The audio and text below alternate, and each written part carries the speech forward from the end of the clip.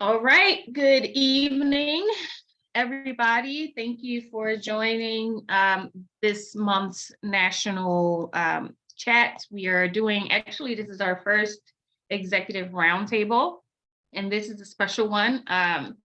Not only is it Women's History Month, but we have the woman from the historical Hirsch Vineyards, Miss Jasmine Hirsch. And we are going to talk through the winemaking business. Having a brand, Jasmine is not only the winemaker, but she is also the GM. So we're going to get a lot of gems from this conversation. This is a great way for you to really get a deep dive into the life of a winemaker, and also, look at both sides of what it means to be in charge of a winery, and also on the other side of making wine, because that's not a very common thing, honestly. And also, just talking through with Jasmine how what changes she has been making in the system versus from when her dad, David, launched it in 1980. So let's just jump right in. Jasmine, thank you for coming. Thank you for having me. Hello, everybody. Also, if you have any questions, please feel free to drop them in the chat. We will leave some time for Q&A at the end, but feel free to, gather them while we continue on.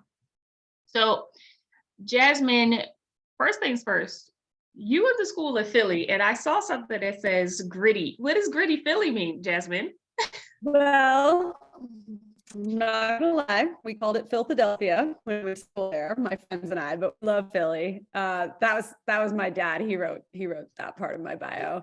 Yeah, there's some parts of Philly that are a little gritty, but actually I just went back to see some friends and revisited the Penn campus and learned a little bit more about the complexities of the university as a within the community in Philly. And that was not stuff that was I was aware of when I was a student at the time. But it was interesting to be back. But I love Philly. So that's where you live, right?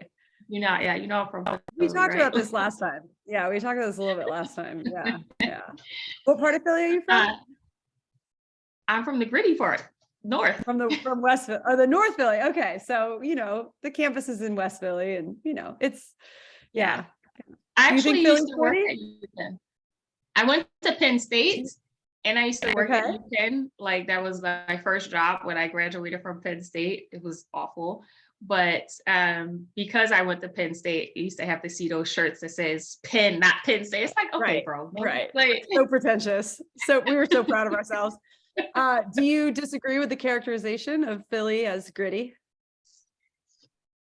I mean, I grew up. I don't think I would ever have described it as gritty, but I could see why, right? Coming into it, Philly. My dad's also a New Yorker, right? So there's that New Yorker. Right. And so there's also that tension there, because Philly and New York people just don't get along naturally. Yeah. There's that. But no, yeah. I mean, it is what it is. So, speaking of your father, and okay, Temple Maid. I like that. Some representation. All the Philly schools.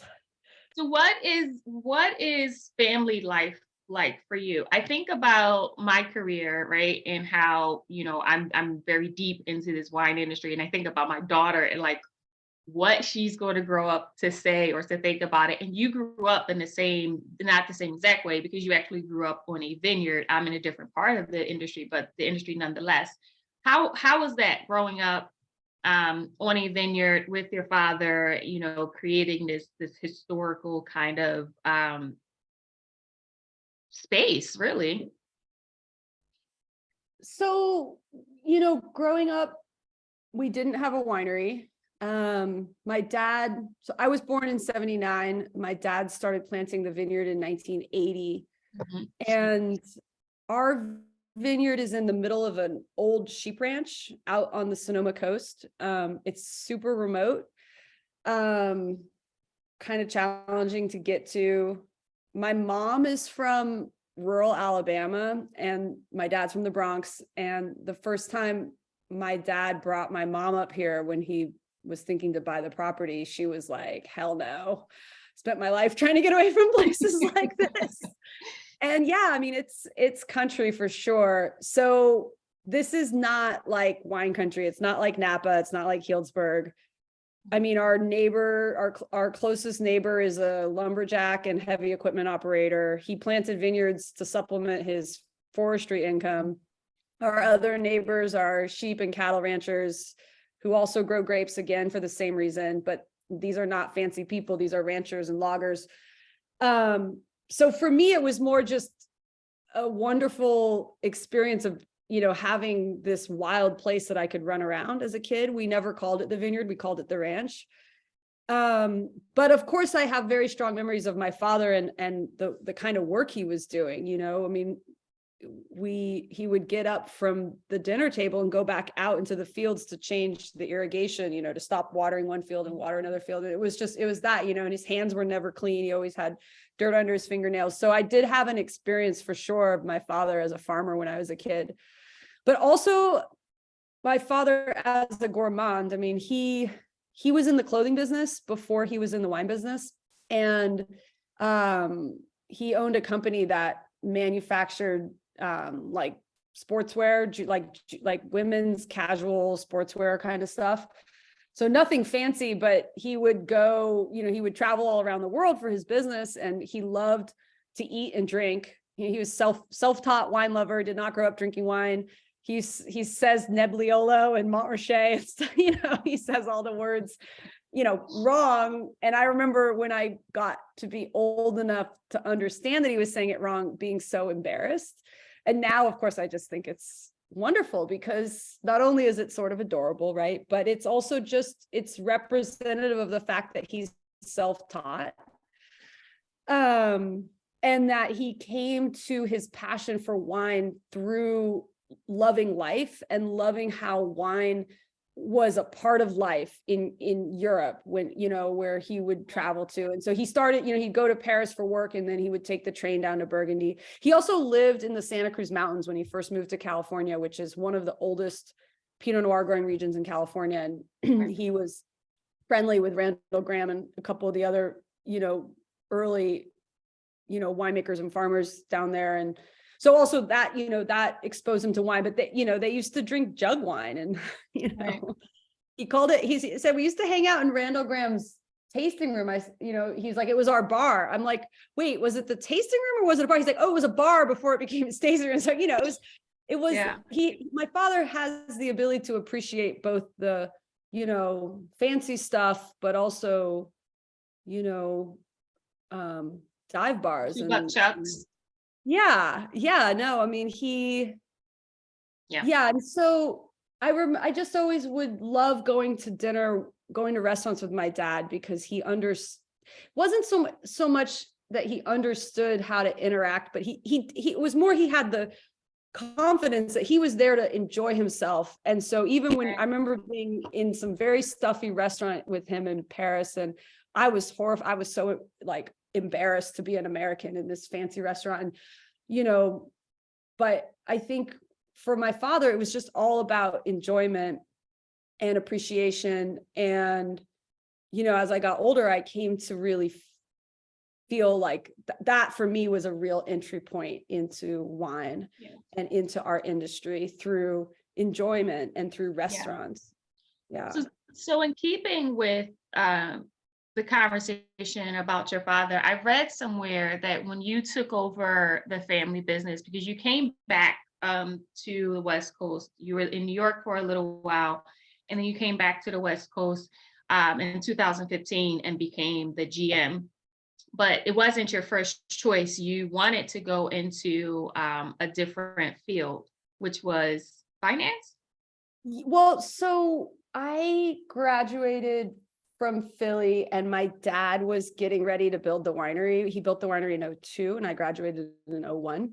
And he tried to get me to come home and work for him. But my dad at that time was you know, he was such a hard ass. And we, you know, I've always been very close with my father growing up, closer than any of my siblings, but I was like, there's no way I'm going to work for him. I mean, all of us were like, we're never go work for him. Kind of classic entrepreneur, very hard, I mean, he was an asshole. Let's call it what it is, you know? But so I went and worked for 5 years. I lived in Europe for 5 years and worked in finance, and then came home, you know, to the US. I worked in New York at JP Morgan, also in private banking at that time. But I was miserable at Chase. I mean, great company, but it was so big, and the only thing that mattered was money. And I was in New York, and I was loving restaurants and going out and all that kind of thing. But when the financial crisis hit, I quit my job. This was actually in 2008. And I started working for my dad in 2008, doing sales and marketing. Because I was just, to be totally honest with you, I kind of didn't know what else I wanted to do. And I was privileged through nepotism to be offered a job. And I really had no idea what I was doing. I took over as general manager, though. My father had an accident in 2014 that basically, took him out of commission for over a year. So I took over in an unplanned way after his accident because he couldn't work for a long time. So we had at the time of his accident, we had been having a conversation about me taking over running the winery. He's a farmer. He started the winery.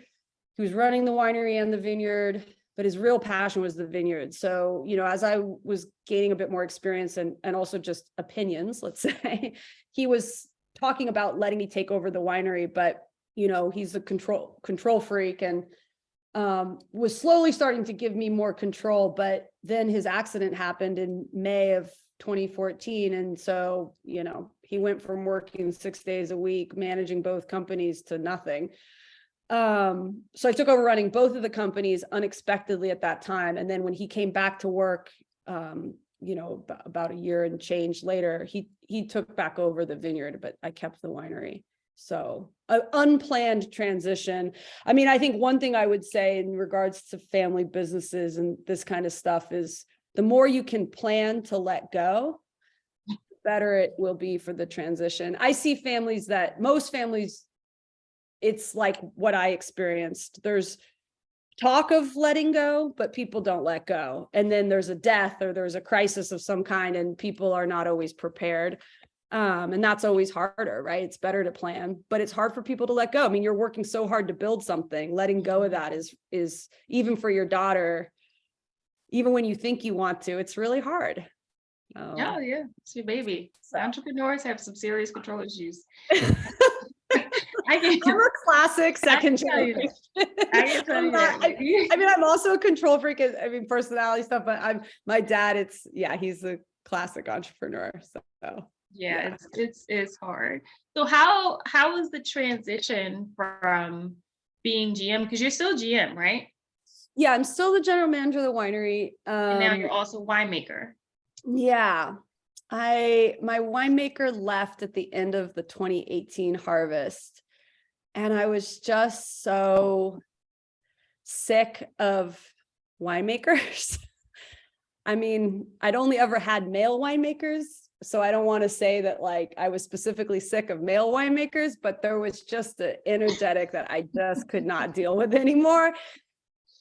My dad is an upstanding person, but like I said, he was kind of an asshole. I mean, he was born in 1944, and he's really kind of changed a lot since his accident, but he really had this very hard approach, and he was very hard on people and his family, his employees, all of that. But he was an upstanding person. He was forthright. But after I took over running everything except the production side of the winery, I changed the culture in the winery because I didn't want to be that way. Can you expound upon that? What do you mean you changed it? I think one of the things I've always been afraid of, as much as I am attached to my father in a very, strong way, I was always afraid of being like him, being, hard on the people that were closest to him, his family that loved him, his employees that looked up to him. He wasn't always good to people, and I never wanted to be like that. And so, I think the fear of being like one of our parents can be, or, a relative, it can be a strong driver in our life, for better or for worse. But anyways, like, I wanted people, I wanted to have transparent, kind, and honest relationships with my employees. And I expect people to work really hard, but I want them to feel safe at work. I want them to feel like they're listened to. One of the greatest compliments I ever received was from my 2 full-time cellar workers last April, where they told me that they feel comfortable coming to me with things that bother them, and then they actually will see that things will change. Yeah. I find that, management is very hard for me. And I think it's probably hard for most people if we're actually honest with ourselves about it. And we can learn so much about ourselves through what pushes our buttons in personal relationships and also in professional relationships. So I've learned a lot and been very humbled by my team. And I've made a lot of mistakes too. But I'm lucky to have some very specific people on my team who have like stuck with me through that and called me out on some of my bullshit and, learned in that way. And so, that's been the whole time that I've been managing people now at our family business. But specifically when our winemaker left, I felt like the winery, the production side of the winery was sort of there was a toxicity there that I felt, but I was so afraid to piss off the winemaker that it's like insane, right? It's like you keep your whole house in order except this one room because you're afraid of the inhabitant of that room, but it's your fucking house, Right. But you just have I had this idea in my head that he was irreplaceable, and it is hard to find the right winemaker. It's like, if you own a restaurant, you're dependent on your chef. But so after he was gone, the whole story of how I became the winemaker is a kind of another story, but yeah, at that point too, I just was like, this is going to change too. And, we have the most wonderful environment now in the winery, female led. My associate winemaker is a woman as well. Yeah, it's such a pleasure to have that now, Do you think that part of that is the natural nurturing nature of women? I don't know. I'm not a mom. I never wanted to be a mom. I don't have that thing. So I don't know. I think there's some aspect of the way at least our generation of women have been raised that we have a little bit more freedom to be more vulnerable in terms of like owning what we don't know, which is a huge asset. When I took over the winemaking, I did not know what I was doing. And for a while I tried to fake it. And then I realized this is a huge liability for my business, a huge liability for my wines. And so I just said, we're going to have a culture in the winery of saying we don't know when we don't know. And then we'll all learn together and learn from each other. And if we have to call the consultant, we'll call the consultant. Or if we have to call another expert, call another expert.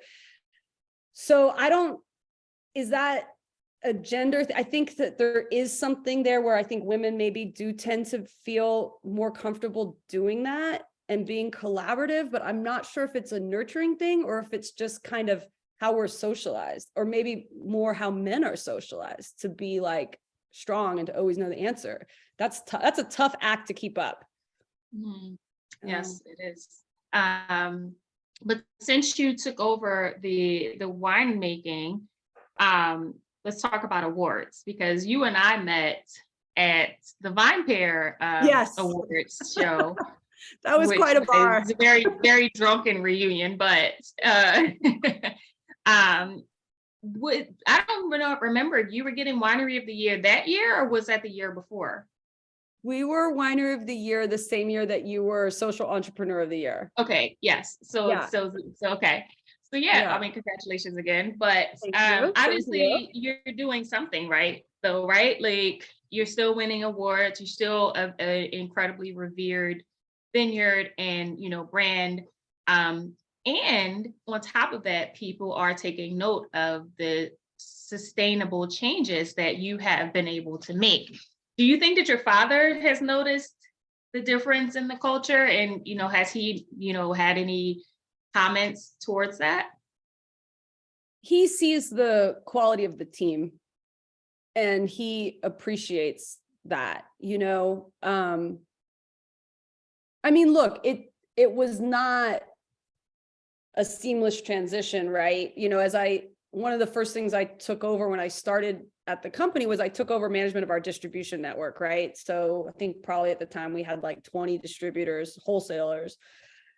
And, but my dad was still obviously involved because I was learning. I didn't really know what I was doing. And I remember he called one of our distributor in Colorado, and he was like super pissed off because the guy hadn't paid his invoice. He was late. And my dad, I was sitting right next to him in the office, and he left this super mean voicemail on the guy's phone. And the guy called back, and I answered the phone, and the guy said, "I'm done working with you guys. You can tell your father to go F himself." And I was like, after that, I was like, "Dad, you're not allowed to talk to our distributors anymore."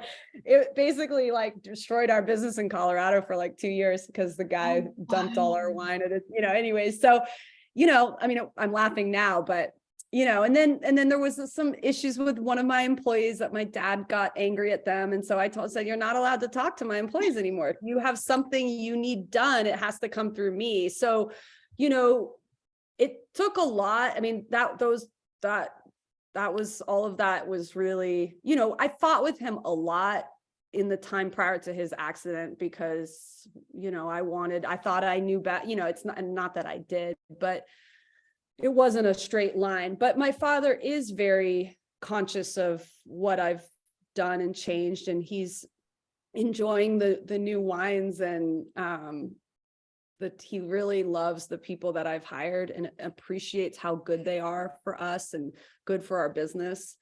So yeah, but he's very involved still. We bank with Silicon Valley Bank, the bank that went out of business on Friday. That was interesting. But yeah, it's good to have somebody like my dad who has, he's 77 and, he's been in business for more than 50 years. It's great to have somebody like that in that kind of crisis, to talk to and, kind of collaborate with. So he's still very much advisor to, and he still very much makes his contributions, I should say, What was, because that's a really big thing right now. And, just as an entrepreneur, period. So how did you guys handle that? Like, what was his advice? What, when it went to hell, what exactly was the first move as a business owner? Is particularly in this industry, cash flow is super important. So like, how did you manage that? Well, the first thing that I did after talking to my controller and my dad was I called 2 other banks and started opening other bank accounts. And, just reading the news, I was, it's not like, how do you handle it? It's like, we all were just waiting to see what would happen. We were just little, plankton in the sea at the mercy of the government, basically. Right. On Friday. So we just started talking to people. I know a lot of people that work in finance that are collectors of our wine and have become friends over the years. So I was calling some of those people, trying to find out what was going on and what was going to happen. But yeah, I mean, we were kind of in the same boat as everybody else. But yeah, I'll tell you something that is funny, strange, not really funny, haha. So there's one other bank that's very popular with wineries. And they bank my boyfriend's wineries. So I asked my boyfriend Friday morning, I said, "Can I have your banker's phone number?" This is like 7 a.m, right? When all of this is happening. I said, "Can I have, Corey's number? Because I want to call him." And, I don't, everybody's going to be calling this guy, right? All the SVB clients. I wait until 9:00 and I call this guy at like 9:01 and I say, "How many SVB clients have called you so far this morning?" And he laughed. He said, "You're the first." And I thought, fucking winemakers, man, like they got to get their shit together, like you got to start making these phone calls. Like the fact that I'm the first one is kind of concerning. Yeah. But I think it's also just a testament to the fact that like, a lot of us are just farmers and winemakers. Like we don't, we're not venture capitalists that can, get on Bloomberg and kind of talk about what's going on and ask for help and get advice. So anyways, I'm not sure if it's a testament to kind of like inaction on the part of winery owners, or if it's more just that we're not super in the loop, but that surprised me, to be honest. But yeah, we started just making phone calls and opening up other bank accounts, but now it's kind of bizarre. It's sort of business as usual at SVB. So, Yeah. and, that other bank that we were talking to that I won't name, but now they're having trouble. So we opened accounts with them, but we've decided to keep our money at SVB because it's owned right now by the government. It's kind of the safest place to be. Right. So it's just bizarre. It's just a bizarre roller coaster. And, I saw a friend of mine quoted in the paper who's like, after the fires and, it's like, what's next? Like, you don't expect to wake up in the morning and your bank be out of business, Right. That's Oh. really that's insane. I couldn't imagine. Let's jump to a day in the life. Okay. You can split it and you can do your normal day in the life, or you could do a day in the life as a CEO, GM, or not CEO, GM, or you can do a day in life as a winemaker, or they're intersecting on most days. How does that work? Well, most of the time I'm doing GM work, sales work, because I still cover a lot of markets. And I'm our sales manager essentially. So I'm doing sales work, I'm doing winemaking, I'm doing management work. So like today I checked in with the person that runs our direct to consumer business, asked him how our current release was going. I ran some reports of my own to kind of see what the sales are, looked at the sales for this release last year, just kind of checked in. It's not going super well, unsurprising given the news in the market. So just kind of was thinking a little bit about how we can, hopefully correct course on that sales initiative. I filled out some forms so that we can start exporting wine to a new market. I did a bunch of barrel tasting today. It's, the wines are done with Malo, the 2022. So we're, getting started to think about blending and so on and so forth. So I've been tasting all day. And then I went and I checked in with my associate winemaker who's working alone in the winery this week because our other team members on vacation. And one of my goals for this week was to spend time with her and to really have one-on-one time connecting with her. It's always great when the three of us are together, but to have one-on-one time with her is really important. And we reviewed our work for the next 3 weeks. We have a big project, racking and bottling, and checked in on some other stuff, some hiring for harvest, and, just connected, and listened to her and, told her what I was thinking about. And yeah, and then I had a meeting with my father and our vineyard manager to talk about some hiring that they're doing. And in the middle of all of that, I had like 3 or 4 conversations with my controller about this SVB thing and, the other bank. And so, yeah, I have to say, I love the winemaking part of my job. Sometimes it's very difficult because I don't feel like I can focus on that. And I'm always getting pulled in so many different directions with my other responsibilities. I've taken for not just that reason, not just because of the winemaking, but because of my other work, I've gotten in the habit of scheduling what I call open days on my calendar. So when I'm not traveling, I will, if I have a week like this week where I'm not going anywhere, I will schedule 2 days, usually if it's far out, and I'll mark them as open days. I do not take meetings. I do not take calls on those days. Of course, stuff comes up, and at the last minute, like, today was an open day, but I ended up having that meeting with my dad because it was, time sensitive. But it was at 4 p.m. So I had, I just try to have these chunks of time in which I can focus and concentrate on whatever project it is that I need to do. This week, it's barrel tasting and thinking about some preliminary blends. But I think it's so healthy for us. We are scheduled. I mean, we were talking about this before the Zoom started. We are all scheduled to the nth degree, having a couple days a month, and I'll schedule 2 in 1 week because I know one of them is going to go away. Right. And but having that one day where you can think, I mean, it's it was game changing for me when I started doing that. And it doesn't matter what the nature of the work is. It could be financial planning, it could be sales work, it could be writing, it could be tasting. So that's one really great tip. I I try to do that, but I have a 6-year-old that is not having none of that. So it yeah, doesn't matter. that's harder. That's definitely harder. Um, that's a one great tip. But what are some other tips to kind of offset all of the hats that you're wearing, like in things, keep things from getting crossed or burnout? And also, how are you taking care of yourself, like your mental health, and in your personal life? You have a relationship that's, if you don't mind me saying, across the country, but it's, how does that work? Yeah. Well, actually, my boyfriend and I live together. We're both in California. So we're not doing cross I thought country. it was in New York. Yeah, you met him in New York, but no, we were traveling together to New York. That's why. Oh, Yeah. got it. Okay. So just, I think the first question, I see also the question in the chat about how do you balance wearing so many hats? Yeah. One of the things that I learned, in my 3rd or 4th year out of college, I had a really intense job and I was being asked to do things that I had never done before.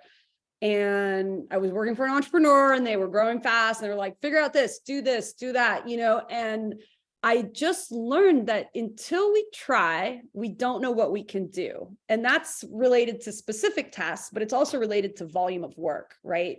So and one thing I will say, I want to be careful too about the volume thing. We will reach a point where we cannot work more.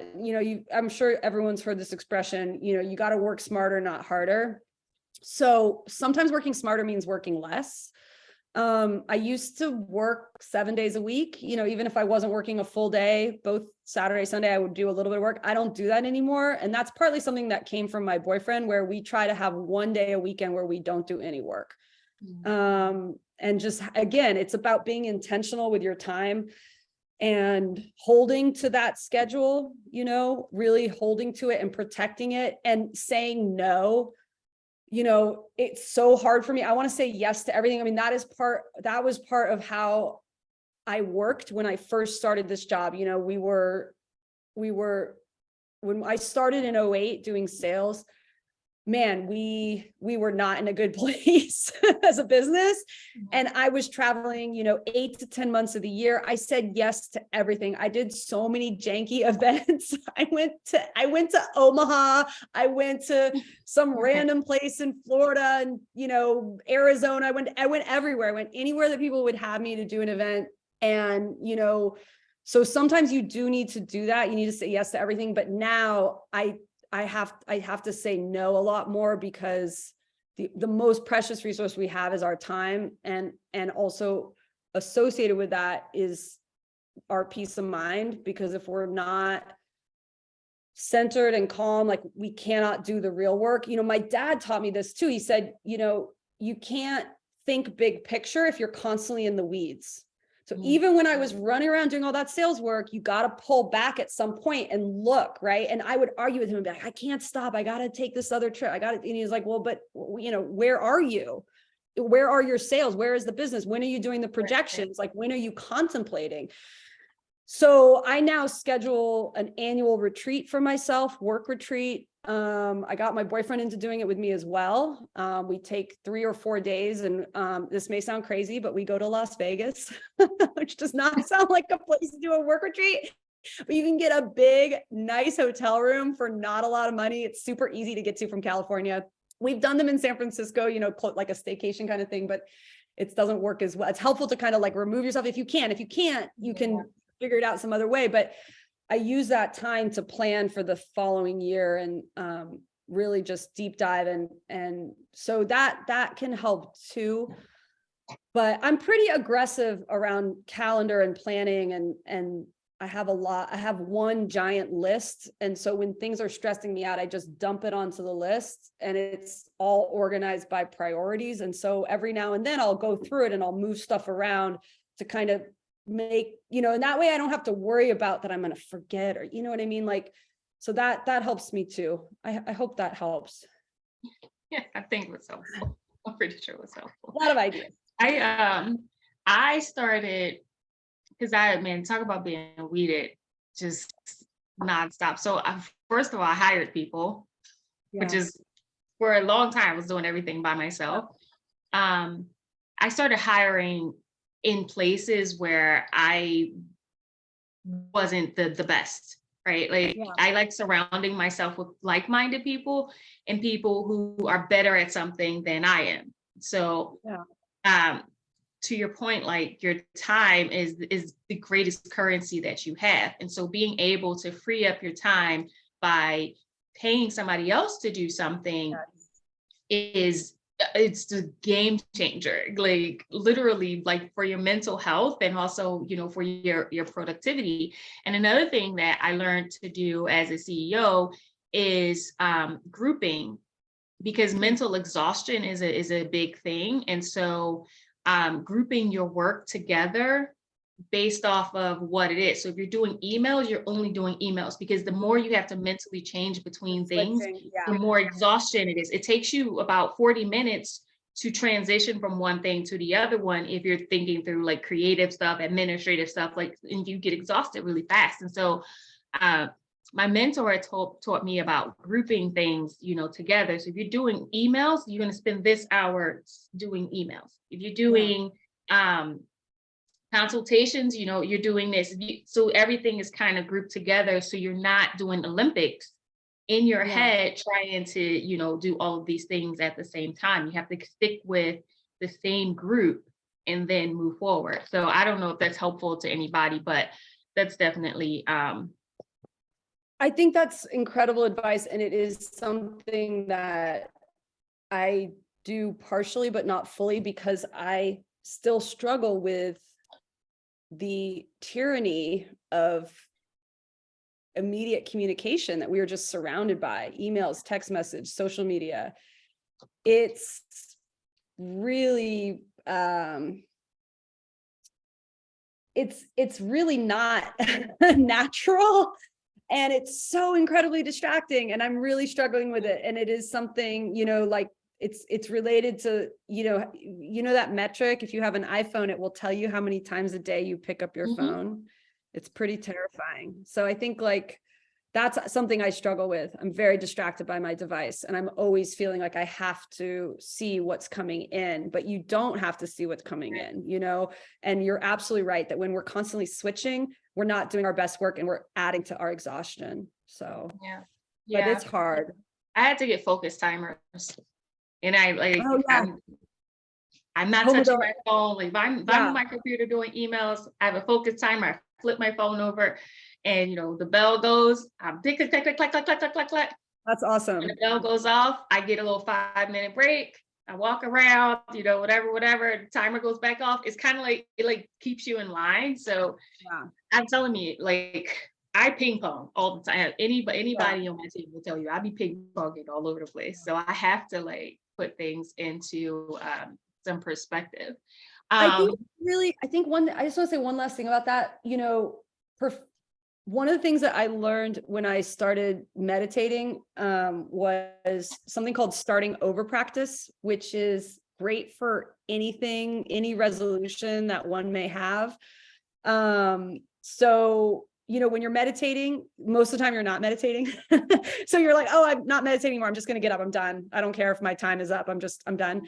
So committing to starting over and over and over. It doesn't matter what it is. It could be a diet. It could be, alcohol. It could be the phone. It could be, a work habit. Having a practice where we say it's okay to start over, and we don't just berate ourselves. Oh, I failed, so I'm just going to quit. Forgiving ourselves, acknowledging, maybe even laughing a little bit, like, oh, there goes my brain again, and then just starting over. It's really hard, but it's a helpful practice to try to cultivate. Yeah. So I'm not perfect, that's for sure, but I try. No, grace. You have to give each other. You have to give yourself grace, and give other people grace, because there's a lot going on, especially in this country. Like hell. But I want to leave some time for questions. Somebody joined, sorry. I'm going to get to that question in 1 second. You had this quote and we were talking about awards. And you said that you don't really think about it like that. You said it's meaningful to have your work recognized from the outside.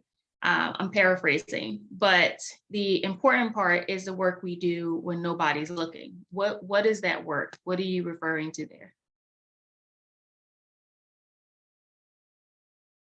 So I think it's everything that we've been talking about, right? But it's the continuity of attention is I think one aspect of that. I talk about this a lot with my team when we get towards harvest. It's really, we're a good team, we're good workers, and so we are attentive and we pay attentive to detail and that kind of thing, but sustaining that attention, sustaining that care over the weeks of harvest, especially as it starts to get really exhausting, that's where the difference is made. It's in the margins, right? When you're making good to great wines, like all of the differences in the margins. You're not going to do one thing and it's going to make it go from okay to good or good to great. It's all of the little tiny touches that you put on a wine. And I think that can be true of any piece of work, right? So that continuity of attention. And, I think too, like all of what we're talking about, like you touched a little bit on self-care. When people ask you like, oh, winemaking this or that, they don't want to hear about how important it is to go and exercise and, spend time with your partner and with your dog. That's not, but that is part of being a good human, and being a good human is part of being a good fill in the blank. Right. So, yeah, and I think the other thing I'll say too is like around media, they're always looking for something new to talk about. That's their job. It's the newspaper. It's, magazines want new things to talk about. But our job here at Hirsch, like we're not doing new things all the time. Yes, we are running experiments and trying this and trying that. But the vast majority of our work involves getting up, going to work every day and paying attention. And that is not a story. So I guess that's also kind of what I meant is like the most important work we do to make the wines that we make, grow the grapes we grow and make the wines we make, is not a story. There's no story, What are some of the risks that you've taken since you took over? Because you guys are, you're doing some cool things, but they're like you said, some of them are subtle changes and some of them are really like, oh, all right. Well, we released wines from the 2020 vintage, which a lot of people said, nobody should make wine in 2020. That was the vintage where we had forest fires in California. We lost half of our wines to smoke damage, but we felt that half the wines, after a tremendous amount of work and analysis and, all that stuff, we felt that half the wines were absolutely worthy of being released under our name. But it was kind of terrifying, of what are people going to say? Are people going to judge you because you made wines at all that year, even if the wines are fine, right? So that was a risk, and I agonized over it for a long time. For over a year, really. I would say that's one of the big risks. We take risks all the time out here. We're out on the coast, so just being here is kind of, it's pretty risky, I don't know. I think there was a period of time after the fires in 2017 and also, the way the climate's changing, we feel it really dramatically here in some vintages. And and my father was sort of like nonchalant about it. He's certainly not a climate denier, but, I think it's his age where it just doesn't feel as pressing to him or something. But I just felt so much despair. This is not really your question about risk, but, here I am in this beautiful place that, I get to live and work here, but I would look around there were some years here where I would look around and all I would see was risk. I was like, when's this place going to burn down? When's it going to get too hot to grow Pinot Noir? All that kind of stuff. I think a lot of us are experiencing a lot of feelings of despair and depression around climate, and it's documented that a lot of people, especially younger people, and that I've had to move through. It's not completely gone for me, but it's something that I did work on with my therapist, and how that feeling of despair around climate tied into my very complicated feelings around my father and all of that. So sports stats. Yeah, I'm about sports. You don't know Pat McGrath? No, no Pat. No. You ain't about them sports stats. Pat that nigga that be.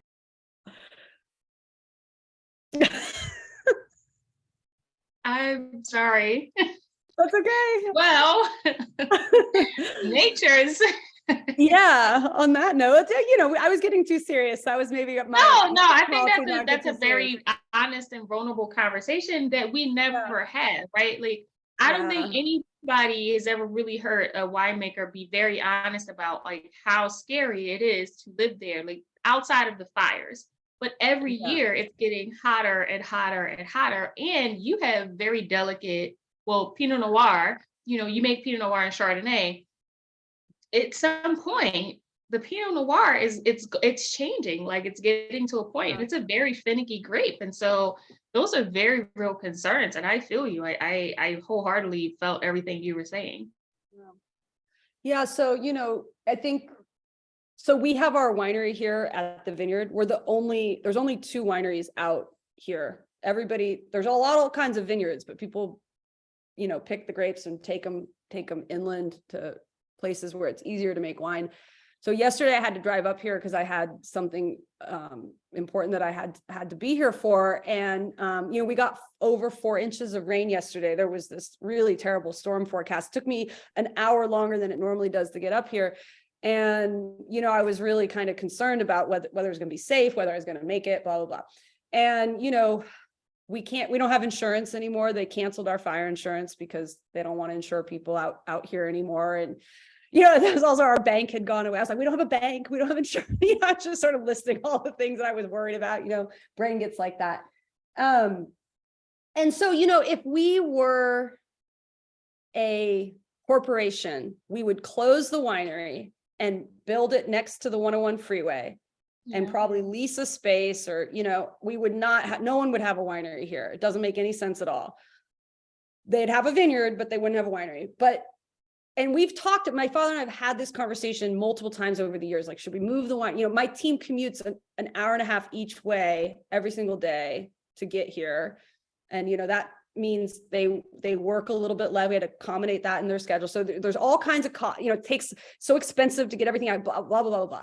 And there's a risk, right? Now, we're right in the middle of a forest, but this is who we are, and I think this is kind of the thing about entrepreneurs and your identity, right? It's more than just entrepreneurs. It's like, this is our identity. This is our place. This is where the grapes are grown. This is where we live. This is who we are. And the wine should be made here. It makes no practical sense, but it's part of the thing. And I just think sometimes, there is this risk of getting tired, of me getting tired and just kind of, giving up, right, at some point and just saying it's too hard, and that was kind of how I was feeling. I was like, what did I get myself into coming to work for my dad and taking this over?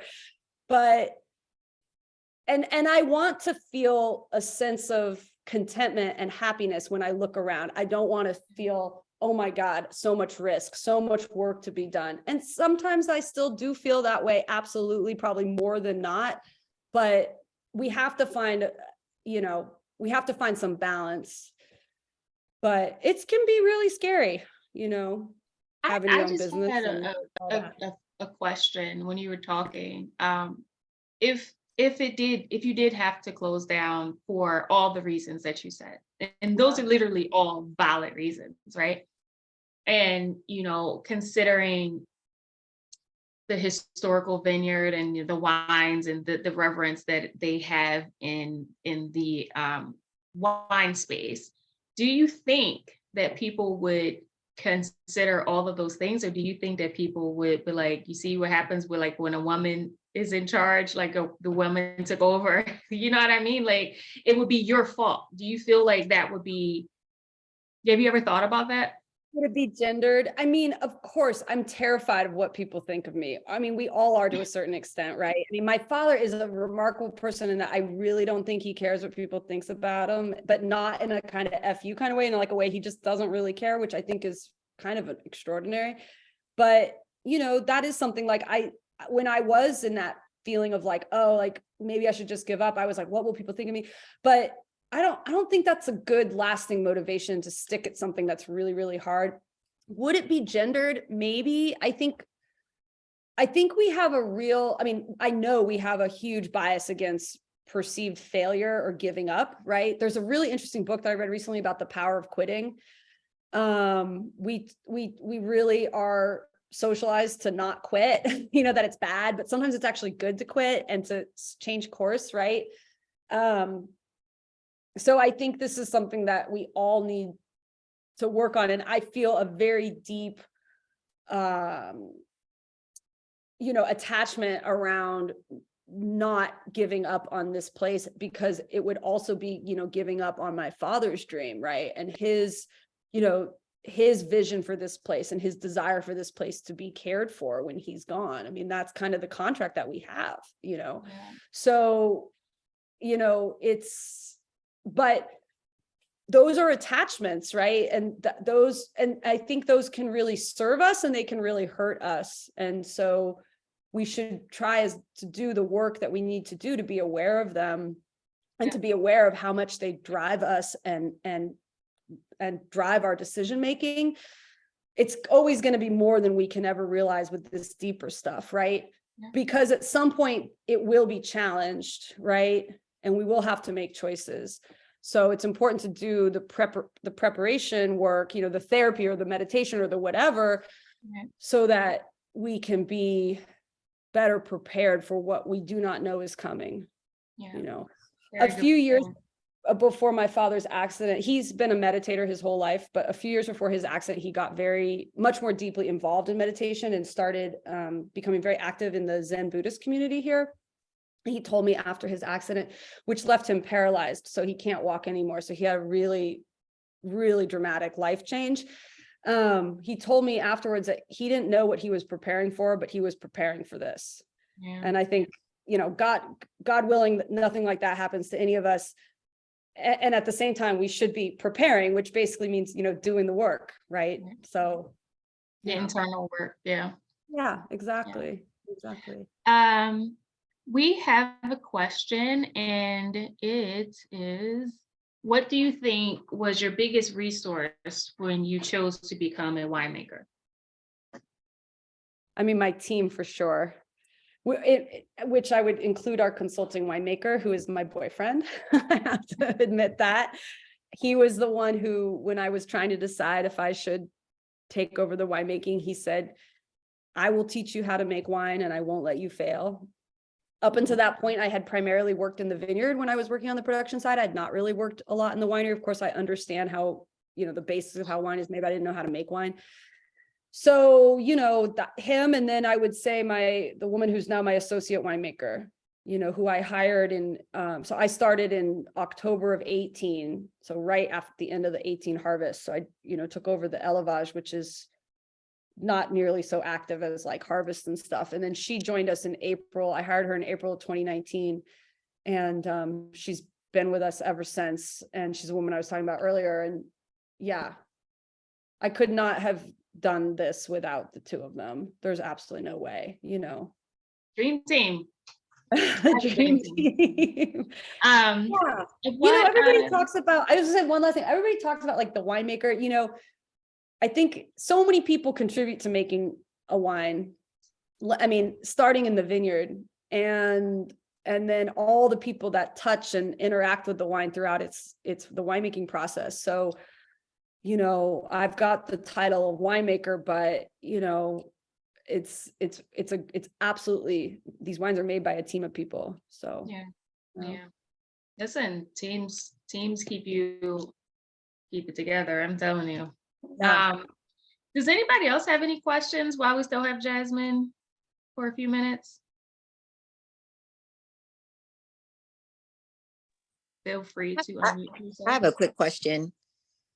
Please. So Jasmine, going back a little bit to the topic of just the day in the life of a CEO, with all of the things that you have to manage running a business, a CEO is always looking towards the future.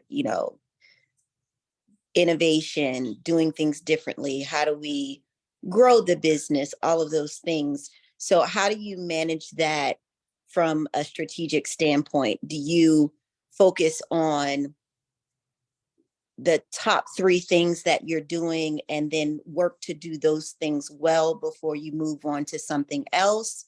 Or do you set certain goals for different departments? How do you manage having all of these different lanes that you have to address as a CEO, but still make sure that the things that you're doing in real time, you're doing them to the best of your ability? So I think that's a great question. I think it's 2 things that we've already talked about. It's your team members, and it's also making sure that you're planning time in your days and weeks and months and year for that strategic thinking. So, there's a couple initiatives that don't have anything to do with production. One has to do with sales, one has to do with admin, that in one case, it was something that I was concerned about that I brought to my GTC salesperson, but he's concerned about as well, like basically new POS, new CRM system, new website. And, we talked about it and I said, he's absolutely qualified to lead on that. That's the first thing, right? You hire the right person, he can lead on that change, but we talked through what a change like that will mean for our team. So you can only change as much as your team can handle. And so, I can want to make all these changes right this second, but I can't do it in such a way that it hobbles my team so they can't do all the stuff they need to do, right? So again, I agreed with that team member when we check in on big picture and also employee reviews every 6 months for all of my key people, which is more frequent than I think a lot of companies do, but I find 6 months to be really helpful and kind of maintain that thread. And so for us, it's about saying, okay, we agree this is a priority, this change. How are we going to do it in a way that's sustainable for the team? And then same thing for the admin change we want to make. And then on the production side, I have dozens, if not hundreds of things that I'd like to change between the winery and the vineyard, ideas I'd like to implement. But again, we have to do all of that in such a way that it doesn't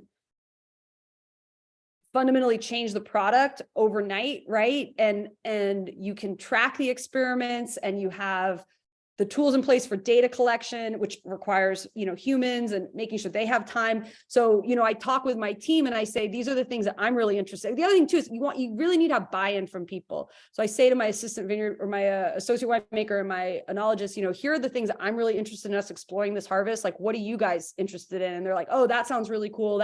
What about this? And so I make sure that whatever we're going to do that's outside of their must-do work, especially during harvest, which is so intense. If we're going to add on something that's a fun, cool little experiment, they need to be excited about it. Otherwise, I'm just making more work for them at their busiest time of the year. So yeah, I hope that answers the question.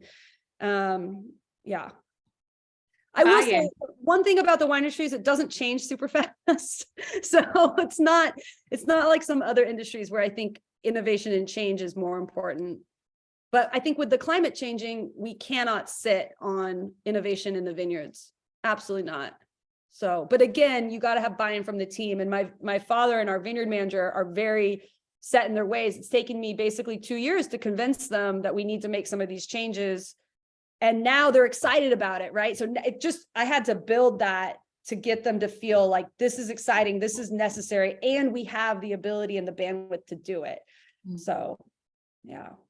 That's a great question. Great answer. Anybody else have a question?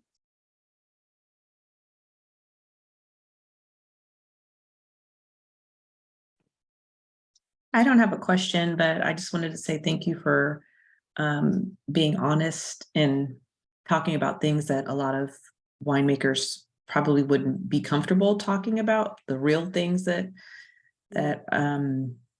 happen, the real things that you're concerned about, and the things that folks like us need to hear who are entrepreneurs, new people in the wine space, because those are things that we worry about, we think about, and sometimes they can be so overwhelming that you don't want to go forward. But I think And I can't speak for you, but I think a lot of folks in the wine industry would agree that, the risk is worth, it's worth the journey that you go on in the winemaking business, and from stewardship in the vineyards all the way to in the winery, and even dealing direct to consumers with the wine. So thank you for being honest, because that's a rare thing for people, to be so open.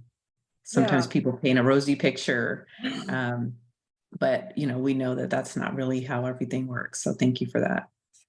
Yeah, and I thank you for your comment. And I also love what you said. It's because it's part of what you said is a reminder to also be grateful that we get to work in this industry and that we get to work in vineyards and work with wines and work with people who are passionate about this stuff. I can sometimes be more worried than grateful, and gratitude is a source of real strength in terms of dealing with the things that worry us. So, but yeah, I'm happy to be candid about this stuff, because honestly, life is too short to pretend, right? And in talking about these topics and hearing your questions and feeling listened to, because I really, even through Zoom, I really do feel that all of you are really listening, which I'm very grateful for. It gives me an opportunity to reflect too, rather than just getting up and giving this normal sales spiel that I would give if I was, selling wine or something. So thank you to you as well. Oh. Great.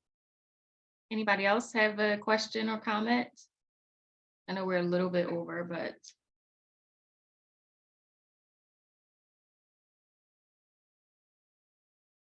All right, well, thank you, Jasmine. This was amazing, as I expected it to be. Hopefully we can get a national tasting organized so everyone can taste through the wines. I used to sell these wines when I was working at the St. Regis, so I'm very familiar with the Hirsch Vineyards. They're up there with Kistler and all those other things. So I think it's really full circle, to be doing it as a chat about the wines that I started out selling. And I just, again, appreciate your honesty and, candor with everything. I think that everybody does.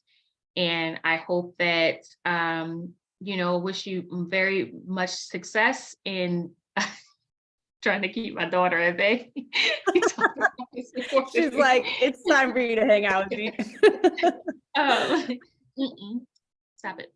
And so thank you. Everybody follow Hirsch Vineyards, and I don't know if you want people to follow your IG, but if you want to drop that.